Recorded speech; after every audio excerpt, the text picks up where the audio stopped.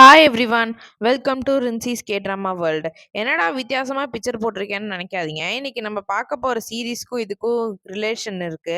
இது என்னன்னா sirens kiss நம்ம பார்க்க போற சீரீஸ். சைரன்ங்கிறது ஃபர்ஸ்ட் பேர்ட் அண்ட் விமனா இருந்துட்டு அதுக்கப்புறம் வந்துட்டு மர்மேடா இவால்வ் ஆயிருக்குன்னு சொல்லுவாங்க.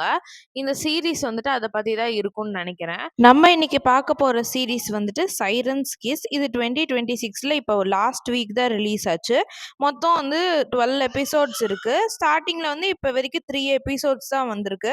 வாங்க ஃபர்ஸ்ட் எபிசோட்குள்ள போலாம். இப்போ என்னன்னா ஒரு ஆளை காட்டுறாங்க. இந்த இரும்பு ஃபேக்டரியில வந்துட்டு அவருடைய கையையே வெட்டிக்க போறாரு. இன்னொருத்தன் வந்துட்டு என்ன சொல்றான்னா, நான் இன்சூரன்ஸ்க்கான பேப்பர்ஸ் எல்லாம் ரெடி பண்ணிட்டேன்.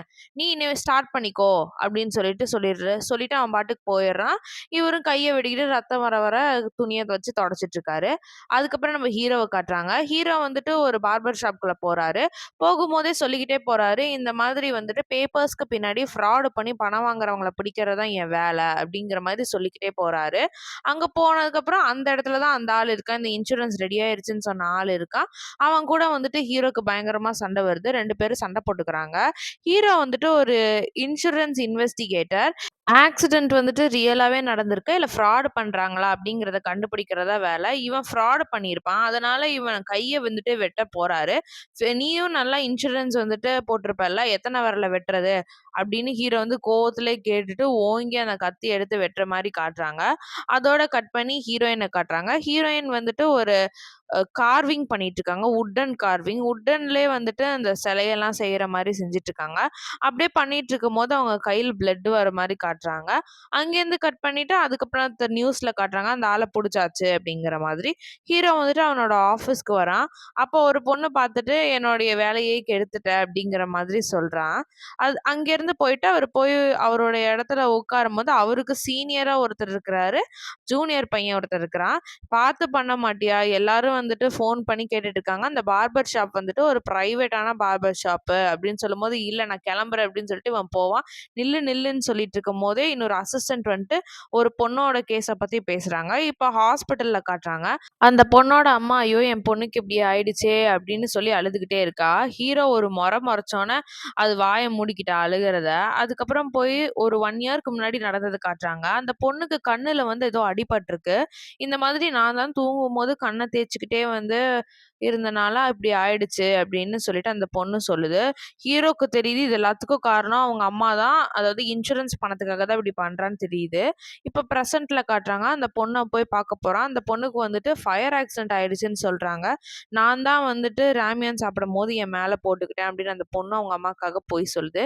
அந்த பொம்பளை என்னன்னா காரை பார்த்துட்டு டெஸ்ட் டிரைவிங்க்கு நாளைக்கு வரேன்னு சொல்லிட்டு இருக்கா. இதை பார்த்து கோவமான ஹீரோ வந்துட்டு எப்படியாச்சும் உன்னை நான் ஜெயில பிடிச்சு போடுவேன்னு சொல்றான். அங்கேருந்து கட் பண்ணி ஒரு ஆக்ஷன் சென்டரை காட்டுறாங்க. இந்த மாதிரி பெயிண்டிங் ஸ்கல்ப்சர்ஸ் எல்லாம் வந்துட்டு ஏலம் விடுற இடத்த காட்டுறாங்க. அங்க வந்து ஒரு அசோசியேட் பொண்ணு வந்துட்டு ஒரு பெயிண்டிங் கொண்டு வந்திருக்கா. ஹீரோயின் வந்துட்டு வேகமா கத்தி எடுத்துக்கிட்டு போய் அந்த பெயிண்டிங்கை கிழிச்சு விட்டுறா. அந்த மேனேஜரும் கத்துறான், இந்த பொண்ணும் கத்துது. ஏன் இப்படி பண்றேன்னு சொல்லி கேட்கும்போது, நீங்க ஏன் இப்படி பண்றீங்கன்னு ஹீரோ சொல்லிட்டு ஒரு வார்த்தை கூட சொல்லாம போயிடுறா. ஹீரோயின் வந்துட்டு இங்க சீஃப் ஆக்ஷனரா இருக்கா.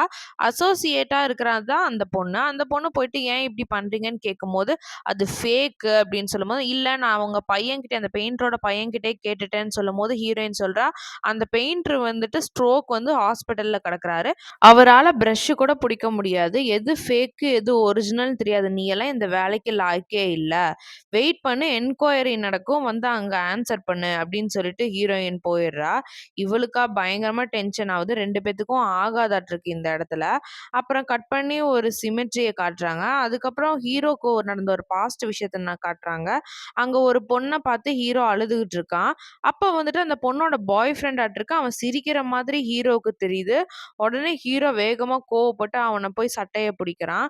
அங்கேருந்து கட் பண்ணி இந்த கோர்ட்ல கேஸ் நடக்கிறதுல வந்துட்டு அவனுக்கு சாதகமா வந்துருது. அதனால அவன போய் அடிக்கிறேன். இதெல்லாம் வந்துட்டு ஹீரோ யோசிச்சு பார்க்குற மாதிரி காட்டுறாங்க. அப்புறம் வந்துட்டு ஜாக்கிங் போயிட்டு இருக்கும்போது ஒரு கடைய பார்க்குறாங்க. ஒரு வயசான 2 பேர் வந்துட்டு அந்த கடையில வேலை செஞ்சுட்டு இருக்காங்க. அப்புறம் இன்னொன்னு காட்டுறாங்க. இந்த மாதிரி இன்சூரன்ஸ் போட்டிருக்கா அந்த பொண்ணு. இறந்துட்டா அந்த இன்சூரன்ஸ் கிளைம் வந்து பாய் ஃப்ரெண்ட் கிடைக்கிற மாதிரி போட்டிருக்காளாட்ருக்கு. அவன் வந்துட்டு எந்த ஒரு தப்பும் பண்ணலன்ட்டு 1 இயர்ல வெளிய வந்துர்ற மாரி காட்டுறாங்க. அங்கேருந்து கட் பண்ணி இப்ப இந்த ஆக்ஷன் நடக்கிற இடத்துல இந்த ஒரு பார் வச்சிருக்க பொண்ணு வந்துட்டு எல்லா அரேஞ்ச்மெண்ட்ஸும் பார்த்துட்டு இருக்கா. ஆக்ஷனும் நல்லபடியா நடந்துட்டு இருக்கு. அப்போ வந்துட்டு ஒரு பெரிய விஐபி கிளையண்ட் வந்துட்டு காட்டுறாங்க. இவரும் வந்துட்டு இந்த ஆக்ஷனுக்கு வந்திருக்கிறாரு. ஒரு காஸ்ட்லியான பீஸ் வந்துட்டு இவரு அந்த ஆக்ஷன்லேருந்து வாங்குறாரு. அப்புறம் அங்கேருந்து ஆஃப்டர் பார்ட்டிய காட்டுறாங்க. அந்த அசோசியேட் பொண்ணு பயங்கரமா குடிச்சிட்டு இருக்கிறா. அதுக்கப்புறம் இந்த ஹீரோயினோட ஃப்ரெண்டு தான் அந்த பார் பொண்ணு. அவ வந்துட்டு சொல்லிட்டு இருக்கா. இந்த பொண்ணு அசோசியேட் பொண்ண பார்த்து சொல்லிட்டு இருக்கா. இவன் வெயிட் பண்ணு நான் வந்துடுறேன் அப்படின்னு சொல்லிட்டு ஹீரோயினும் போறா.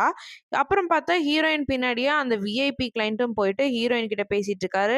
நீங்க வருவீங்கன்னு எனக்கு தெரியுங்கிற மாரி ஹீரோயின் சொல்லிட்டு இருக்கா. எப்படி தெரியும் அப்படின்னு கேட்கும்போது, நம்ம 2 பேரும் இதுவரைக்கும் மீட் பண்ணதே இல்லையேன்னும்போது, உங்கள நான் ஃபாலோ பண்ணிட்டு தான் இருக்கேன் அப்படின்னு சொல்லிட்டு ஹீரோயின் சொல்றா. அப்புறம் 2 பேரும் கை குடுத்துட்டு இருக்கும்போதே அசிஸ்டன்ட் பொண்ணு வந்துடுறா.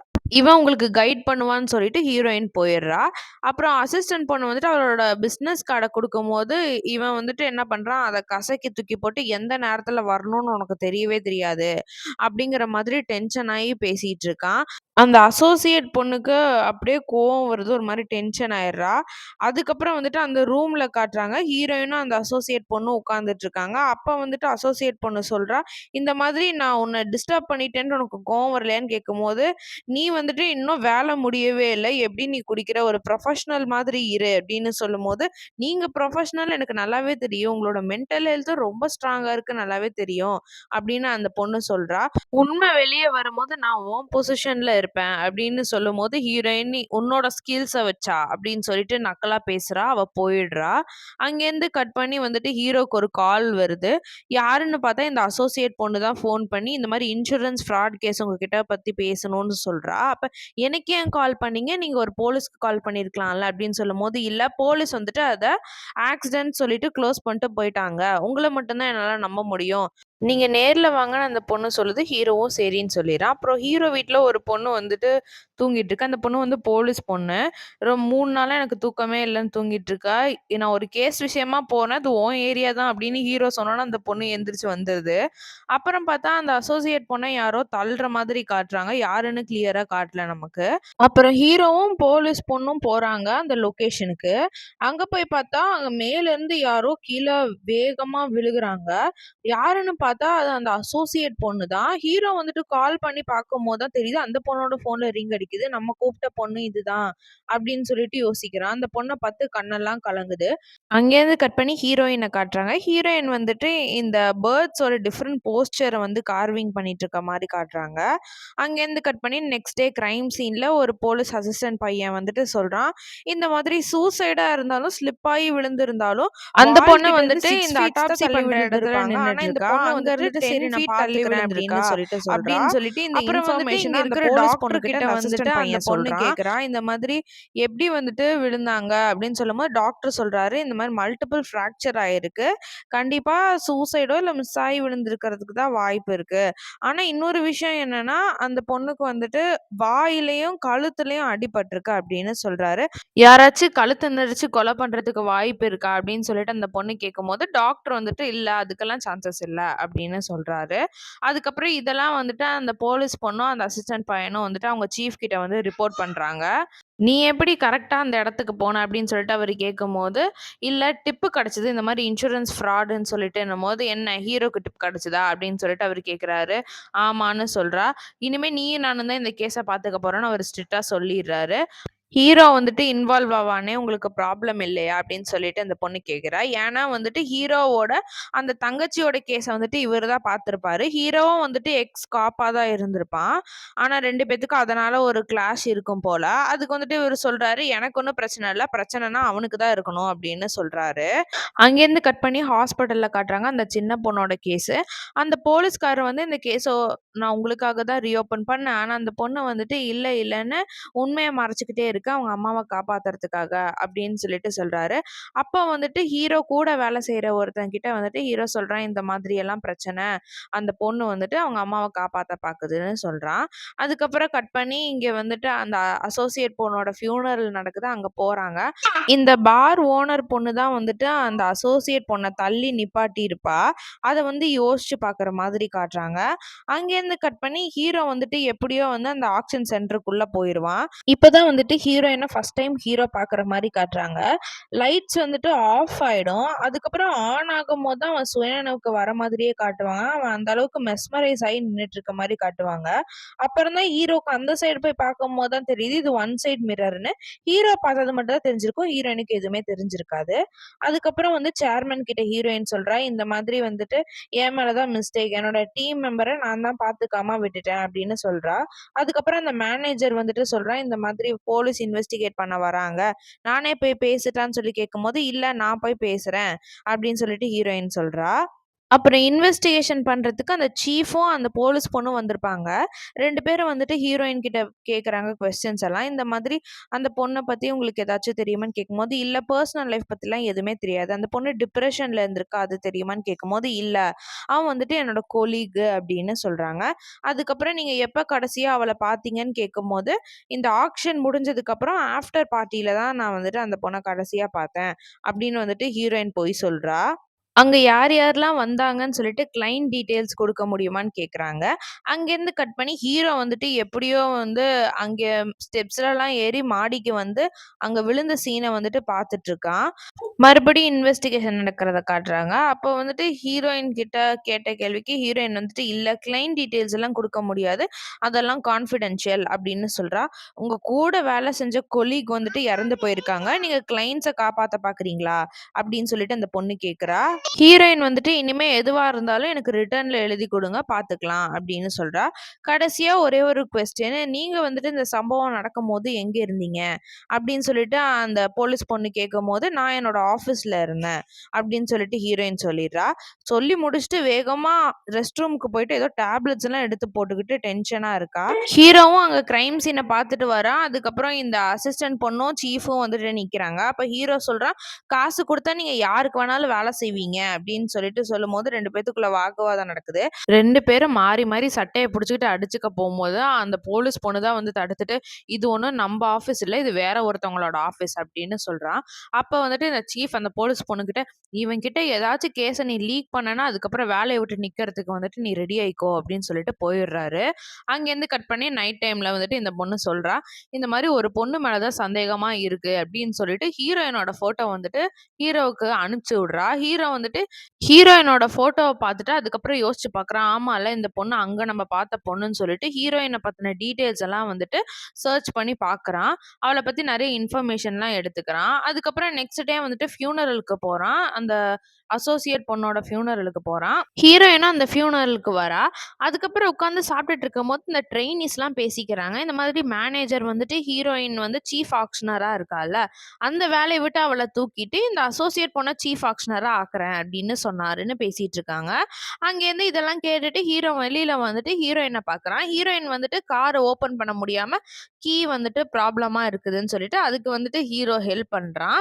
ஹெல்ப் பண்ணிட்டு நெக்ஸ்ட் டைம் பார்க்கலாம் அப்படின்னு சொல்லும்போது, இல்ல அடுத்த டைம் பார்க்கலாம் அப்படின்னு சொன்னேன்னு சொல்றான். அதுக்கப்புறம் பார்த்தா ஹீரோயினும் மிரர் வழியா ஹீரோவ பார்க்குறான். ஹீரோவும் வந்துட்டு ஹீரோயின பார்க்குறான்.